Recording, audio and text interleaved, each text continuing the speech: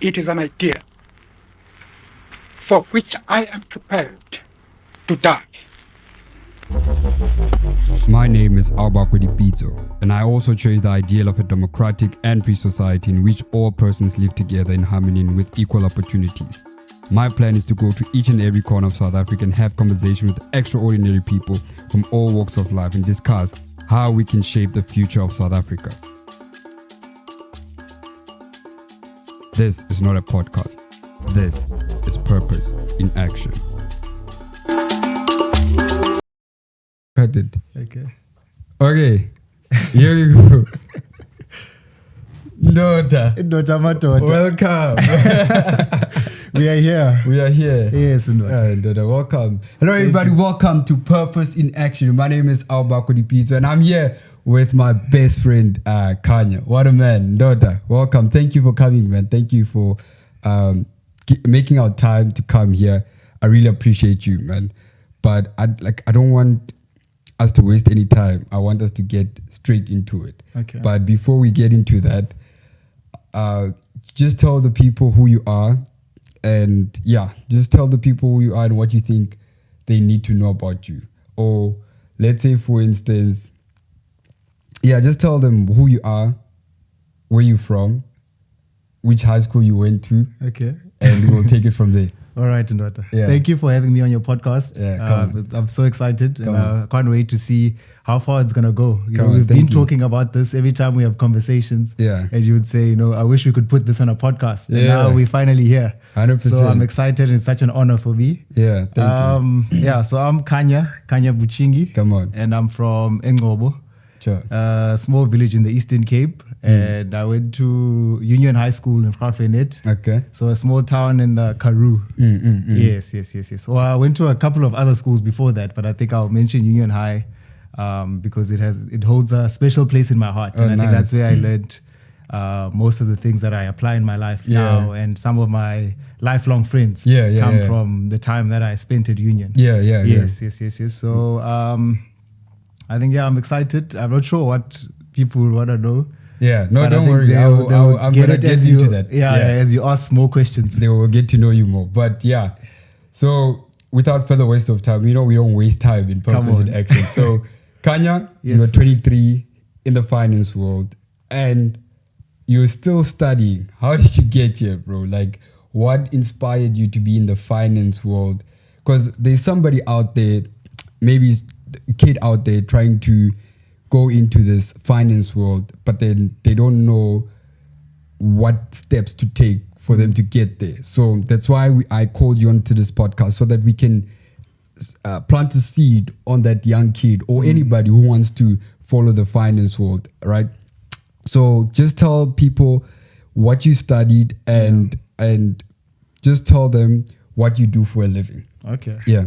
All right. I think where it came from, or the dream, I think it's most people, myself included, I like money. Okay. So I got into the finance field because I was just interested in how to make money and the language behind saving and investing and just understanding how accounting works. So I studied a BCom in financial accounting, and I'm currently pursuing my CIMA qualification through IBTC. Okay. So, and I'm working at Collinson as a assistant management accountant.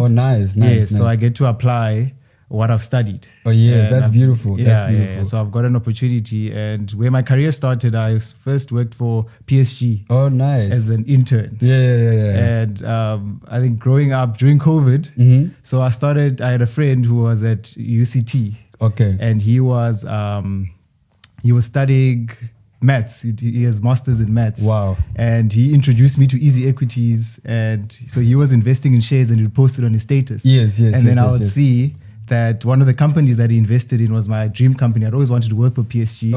And so I spoke to him and he introduced me to investing. So I played around, I built a portfolio, I learned a couple of things because they give you like a demo account that you can play around. I know that. Yes.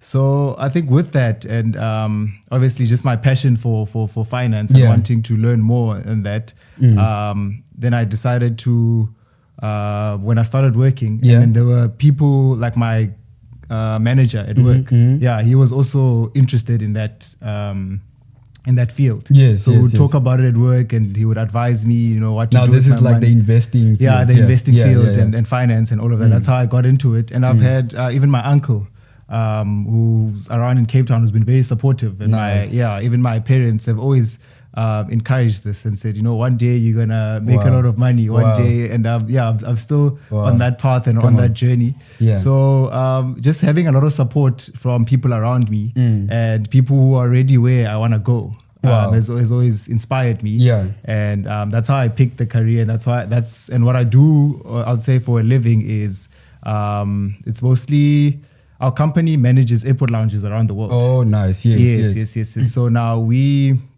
look at the invoices and the travel experience for all our clients, and just to see how we can make that better for them. Then obviously on the accounting side, we just need to make sure that the books balance. And whatever we're doing is a worthwhile investment to make sure 100%. that people's traveling experience is the best. Okay, beautiful. Thank you. Thank you. That was such a profound answer. So what's the biggest difference between life as a student and life as in the working world, right? Because I think you were working, if I remember quite correctly, you were studying, and then right after study, you went into PSG, like you would say. So you didn't get like that chance where people you're not like that.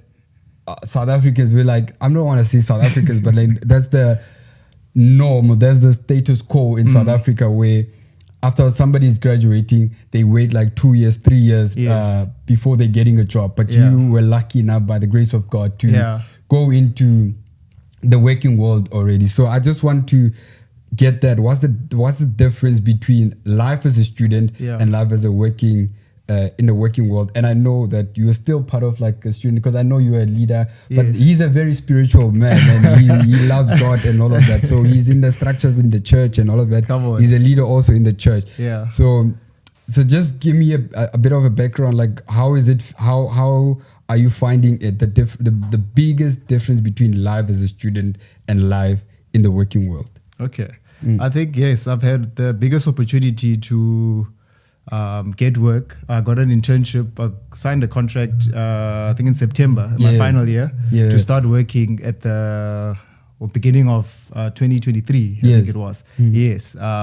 And that came through an opportunity where we had a mentorship program at school. Where this is UWC. UWC, I'm starting at UWC, and I want to encourage any student that is maybe studying at a university, that there are always opportunities. There's career expos that happen. Sometimes we overlook the little opportunities that come, or the webinars that are there. So I would encourage someone to attend those, and then when they send out links, or they say, pursue this person, or send out your CV to this person. So I was literally just putting my CV out and putting every opportunity that came, and just putting myself out there. Also creating a LinkedIn profile just to open up myself to this new world. So when I got the opportunity, I think the biggest difference for me was, as a student, you have a lot of time. You could even take naps during the day if you don't have classes in between.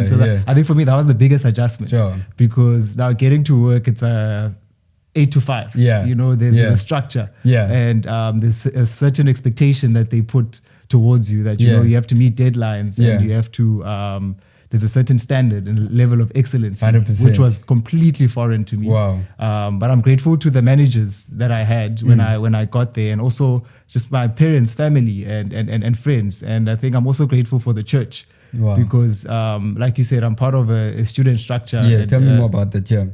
So I'm part of a student structure, and we have leaders in the church.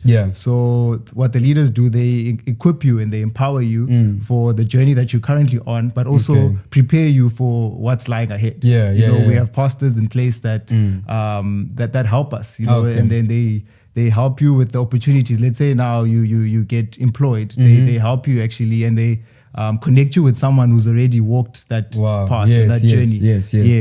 So I was fortunate enough to have people in my life that have helped me and that have gone, because sometimes you get so overwhelmed that, okay, now I have to firstly you get the job, that's exciting, but now you have to keep the job. You have to show up. Yeah, 100%. And sometimes you don't know what to do. There's a lot going on in your mind. And I mean, also wrestling with, am I on the right career path? Sure. Am I doing the right thing? Yeah. Yes, just to have friends and to have people ahead of me to guide me in that direction. So that helped to keep the balance between everything. And then also there's obviously my part that I had to play now. Yeah. That yes, you can get inspired by people, you can get encouraged by people, and you can look at them and say, I want this, but now God has put something special in you, so you need to 100%. discover that. Yeah. So I think Jim Rohn says, be a student, not a follower. Sure. So you yes, you can be inspired, but then there's a path that's specifically for you, which I'm currently pursuing as well. To see what God has for me. And I would encourage everyone else who's trying to find that balance is that as you learn from other people as well, but it's also important to seek and to listen to that voice that is in you, that is telling you, okay, do this, go this way. Yeah. Wow, that's beautiful, brother. So like, how do you balance a full-time job with continuing your studies without burning out? Because I know that like you said, you're doing your financial management or something with SEMA or something like that. So I know that you are still studying. You're also studying now, and you are working. So how do you balance that? Like, how do you? Because people are talking about work-life balance, and some people like are literally burning out from just putting themselves with this. I mean, you are a leader in church. You are working. You are studying. You do all these kind of things. How do you do that, Doctor? Like, how do you not burn out? Okay. Yeah. So I would say, I think the important thing is to have everything in its proper place. You know, there's a time to rest. There's a time to have fun. There's a time to work hard. I think the balance is finding the how can I put it? To not get things mixed up. To not play when it's time to rest. To not rest when it's time to play. And to be very intentional. I think that's another difference that comes from being just a student to working, is that you need to be more intentional. Some things were already set out for you at school, that you have class and you have this at a specific time, and maybe you live in a res with your friends, so it's easy to have the social time. But I think being more intentional with when it's time to sleep at night, to get a routine, to say, okay, maybe your brain is always moving, it's always working. So maybe instead of being on your phone, you get a book that you can read, or you find some sort of routine that's going to help you switch off when it's time to switch off. And then also to be intentional, because you can always be constantly working and constantly chasing after dreams, but then to make the time to socialize with your friends, to be intentional, to book a play date or play date, but to go play soccer with your friends, to make sure you add that. So I would say to prioritize it. What I use, I have a monthly planner or yearly planner, where I write down on each day what do I have to show up for? I know from the morning, from 8 o'clock in the morning, what I need to do, because I get anxious if I don't have a routine. It's better for me to know, okay, at 6 I need to go to gym. At 8 I need to show up for work. And then also now to put time there to rest, time to call someone, time to check up on a friend. Yes, and I think because it's very difficult to live this life by yourself. 100%. Yes, and find help. You know, I think the biggest thing that has helped me is the people around me. You know, having you around. You know, having Kosi, all my closest friends, Zola, that even with getting to your exercise, to have accountability partners. People that are gonna help, because it's not easy. It's not easy. Trust me, it's not easy. I know that. So I think finding people to help you, and people, because it's like different people who are interested in different things. So if I wanna get fit, there's guys that I look up to who are, I started CrossFit not so long ago. Wow. Yes, because what inspired that? What inspired you? It was Brendan, Luan, Pastor John, and them, legends. Yes. So you look at these guys' physique, and and just by spending time around them, it's you just catch something about it. And I've always been passionate about, you know, just having a good physical shape. And I think I've heard that healthy mind, you know, leads to a healthy life. 100%. Or a healthy body. If you keep your body healthy, then it transpires to all other areas of your life. That's true, Yes. So I think just having those role models, people that have already done, and you know, when you look at them, they're natural people just like you. So if they can do it, then you feel that means you can do it. That you can do it as well. Yes, I get you. Yeah. Oh, that's beautiful, man. Yeah, so I think just having those people, and again, it's through the church and having a community of people who, you know, who are doing something. I think that always inspired me. That's so profound. I'm happy. Yeah, man. And a lot of young people lose focus after graduating. How do you personally stay disciplined? I think you've already answered this. So we're just gonna pass through that. Okay. So do you think it's worth sacrificing fun in your early 20s to build a future? Sure. I think it depends what you mean by fun. Because what I've noticed is that when I say fun, I'm talking about, you know, nowadays, you and I don't drink, we don't smoke, we don't do all those kind of things. We don't party and all of that. That's kind of like boring and all of that. But we, like, for fun, I know I've been lacking on this, but for fun we run and all of that. We do all these kind of things. We also have praise and worship parties at church and all of that. That's where we find fun, our fun there. But the fun that I'm talking about here is the type of fun that the world has put out there, that you need to go out to these clubs and drink and have parties and girls around you and all those kind of things. That's the kind of fun that I'm talking about. The one that literally makes you lose focus of the purpose. So the question still stands. Do you think it's worth sacrificing fun in your early 20s to build a future? Sure, that's a very good question. I think what I've noticed is that the fun actually comes when you feel like you are pursuing something valuable. Sure. Like you are moving towards like a goal. Something that you really want in your life. Because I think I did experience a bit of you know, the partying and the drinking and all of that. But I think what it came to was that it would be fun in the moment, but then the following day it's not as fun anymore. You know, that's true. Yes, I think then reality hits. You know, whatever you were struggling with before is still there. It hasn't gone away. But what I realized is, you know, pursuing all these other things that don't seem fun is that in the long run, you know, and also as the more you do it, I think the difficult part is just starting with a lot of the like the running that we do and you know, being a leader. It's difficult when you are starting off, but I think as you see yourself overcoming certain things and accomplishing, like if I have to say, like going to the gym, what I realized is going to the gym, when I started off, I couldn't even pick up the bar. You know, it's like you get to the gym, you're trying to pick up the bar, and someone comes and they're telling you that you are like your movement is incorrect. You're just picking up the bar. You know, it's quite embarrassing. And I think, but as you watch yourself getting stronger and stronger, because that weight doesn't change at all. Like a 20 kilogram bar will stay a 20 kilogram bar, but you eventually are able to pick it up because you are getting stronger in the process. And I think that's where I saw a lot of that's where the fun is at. Right. That's where it became more worthwhile to pursue. So now it's not a matter of that I look at people who do other things differently. It's just that how I see value in the sacrifice and the things that I do is that it's just watching myself grow a little stronger.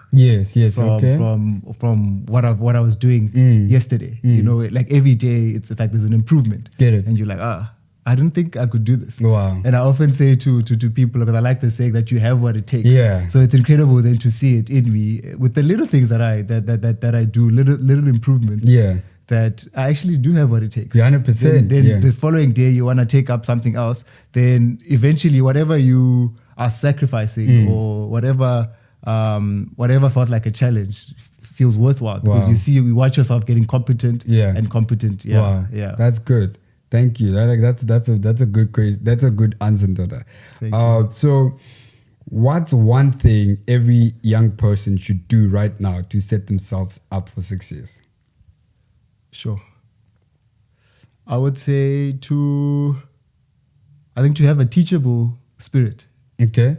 Yeah, I think I would say two things. Yeah. Okay. Firstly, to have a teachable spirit, to realize that, we don't know much. A lot of who we are still lies in the person that we are becoming, like who we're gonna become. Yeah. Like we have a lot of potential. That's why when you meet older people, they come to you and they say, hey, Bucks, I see a lot of potential. Yes, in you. yes. Because there's you could literally amount to anything. It's incredible how human beings are formed and how creative we are. So I think just realizing that and allowing the people around you and the books that you read and actually applying some of the knowledge that you get from those books. And I see you have like a book, you read a lot of books there.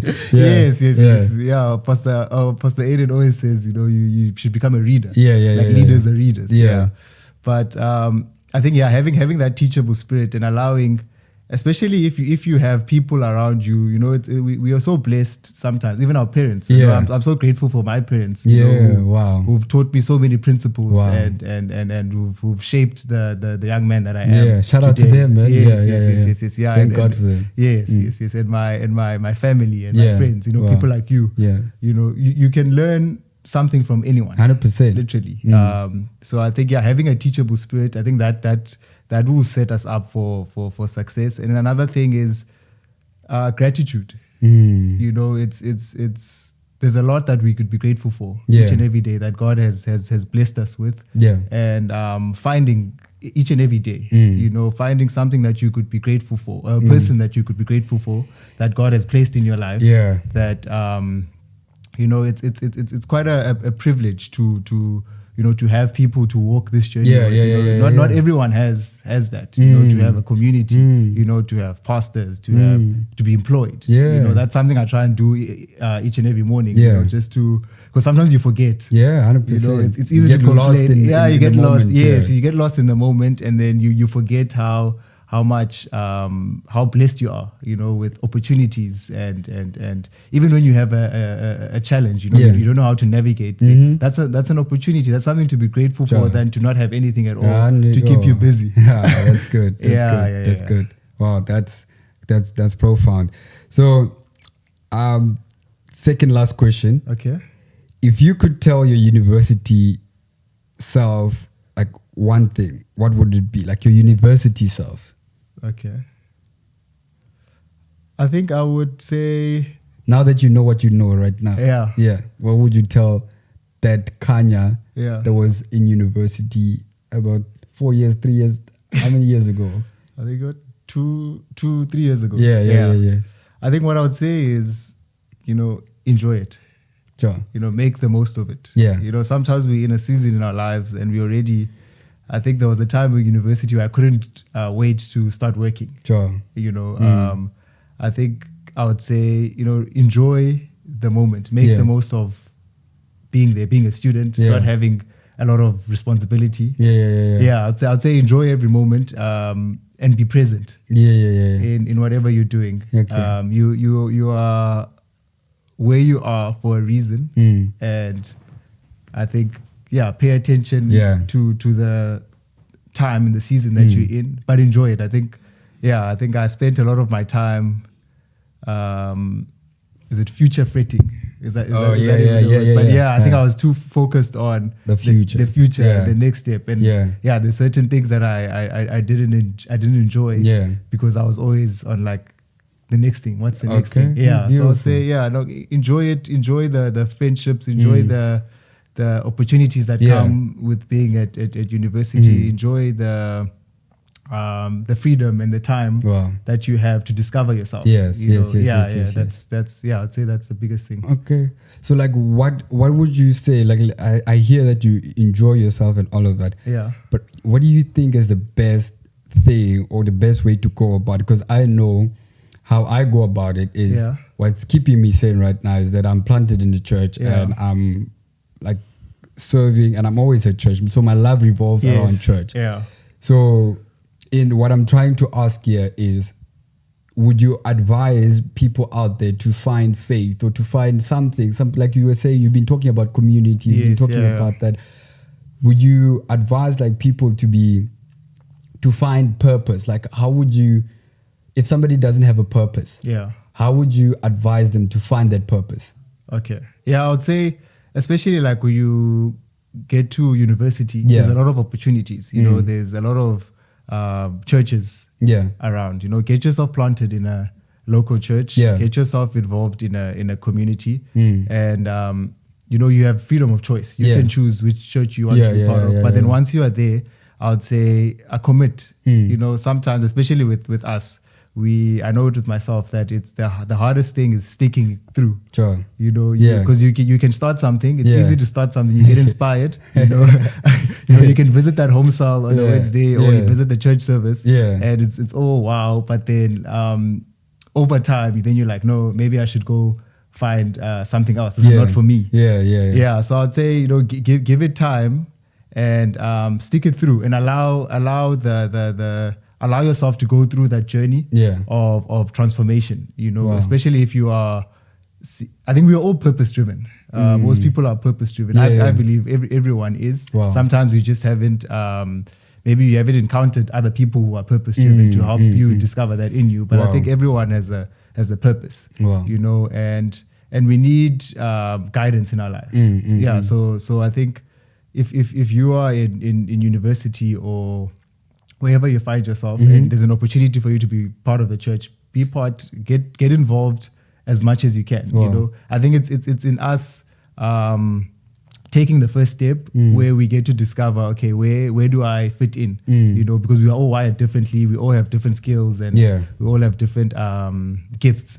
So, but it's only as you bring those gifts in the body of Christ, or in church, stirring up the gift. You stir up that gift, but then you won't know what you're good at unless you actually put yourself out there and you apply it and you try it. Yes. So I think and as you do that, you'll be surprised. Firstly, by how many people are similar to you. You know, you will definitely find people who are as driven as you are. You know, and you would find people also who are a little bit ahead of you. Not that you have to compare yourself to anyone, but just if you want to improve, if you want to get better, it's nice then to have people, you know, who inspire you 100% in that direction. And you'll be surprised as you take the first step, then the other steps will start revealing themselves to you. But that's true. Yes. That's what I would say.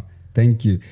So, you know, we don't waste time here in purpose in action. So we're going to wrap it up. Okay. What's your final encouragement to someone feeling lost after uni? Because in South Africa, that's a reality, brother. People went to school and now they can't find a job. And the last resort, what they end up getting lost in the world. They end up getting lost in alcohol, in drugs, in all of that, just to cope with the anxiety, just to cope with the stress of not having a job in this wild economy. So what advice would you give to somebody like that who's lost after uni, after graduating and all of that? Okay. So I would say, first thing I would say is, firstly, you're not alone. In that, like you said, there's a lot of people in our country who are struggling or who are lost. But I would say the best thing you can do is firstly find people along the way that could help you. Get planted in a local church where you can get help in any area that you need help in. And also, you know, it's you have to expose yourself to this is a very challenging question. Let me think about it. You can think about it as much as you want. Okay. Yeah. So someone who's already lost. Yeah, like who's lost? Like he's feeling lost, not already lost. Or but feeling lost. Yeah. Okay. I think, asking for help. Seeking for help in people who are closest to you. Yeah. Maybe speaking to a family member or a friend. Yeah. And getting planted in a church. I think church that's community. good. Yeah. I think that definitely helps. Yeah. And then once you are in there, serve somewhere. Yeah. Even if you may not be getting paid in the moment. Yeah. But be willing to do things for free. Yeah. For other people. Yeah. Just serve. Wow. And I think as we serve, we are planting that seed. Yeah. That God can bless. You never know how your serving opens up other opportunities. And people will be more open to opening up opportunities for you as you give off your time, as you give off your talent. Because there's you're not completely hopeless. There's always something that you can do. So I'd say put yourself out there and and ask for help and find places and people that could maybe help you. Get you. And the church, I think, in our sense, is the best place. Yeah. Because there's people that can help you there. Yeah. For those people who don't know what serving means, what would you say in simple terms? Like, what is serving? I hear you saying like serve. I get it, what it means to serve, because I serve in church. But then for a person out there who's hardwired that in order for like whatever effort that he puts in, he needs to be paid. Yeah. So to somebody who's never had that concept serving, what would you say serving is? I would say it's firstly I think it's an act of love where you demonstrate love without expecting anything in return. Wow. Right? And you do that with the natural gifts and talents that you have. Okay. Right? Yes. So I think it's offering your time, it's offering your talent, it's offering your treasure to someone. The triple T's. Yeah, the triple T's. Yes. Without expecting anything in return. So also it doesn't matter how they're gonna receive it on their end, but you're saying, okay, I can offer you this, and you get to determine how much of that you do. Yes, but it's something worthwhile that that anyone can do it because it's the gifts and the talents it's free. We've received them freely from God. So now it's a matter of you just sharing that with other people. 100%. Yes. So that you can see their lives getting better. That's beautiful. Thank you, Ndoda. That's it from my side. Thank you for coming. I really appreciate you. This is the first one, but not the last. Definitely not the last. I want us to be able to have conversations like this because, like you said, we always been having conversations and this was our dream to make like for that one day when we have conversations like this was just like the opening scene of it. We're gonna have more deep conversations. We're gonna have more proper conversations that are gonna elevate somebody out there. But thank you for your time. I really appreciate it, man. I'm also like one of the people that like literally look up to you in terms of like how you gym, how you serve in church, how like you always avail yourself, like you're always positive, you're always encouraging people to do to be the best version of themselves. And the more you do that, I see the more you get elevated, the more you impart into people. I see you also the more going up.